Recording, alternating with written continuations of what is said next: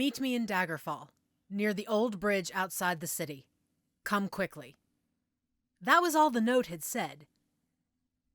Isabel Kingston sat in her room at the Rosy Lion Inn. Gwendis's letter lay on the table.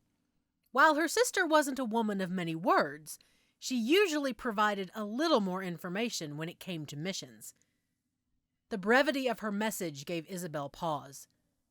She wasn't sure if that meant things were better explained in person, or that Gwendis just wanted her to get there as soon as possible.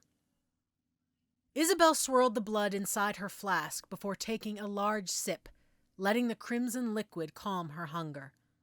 She'd come to terms with the necessity of drinking blood, but it was still a struggle at times.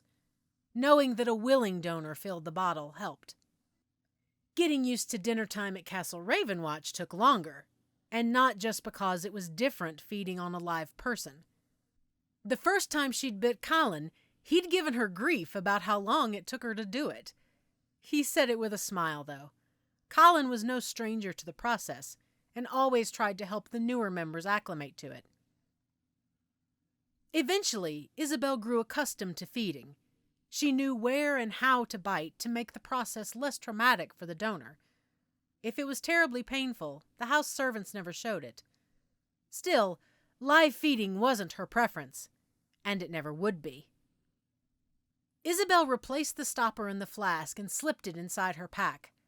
As she collected the rest of her gear and prepared to leave, her mind drifted back to a few weeks prior.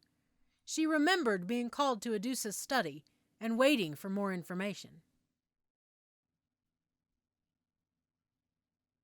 Thank you so much for listening. I hope you enjoyed this short excerpt. If you'd like to read the rest of the story, you can find it on my story blog. A link to the story is in the description below.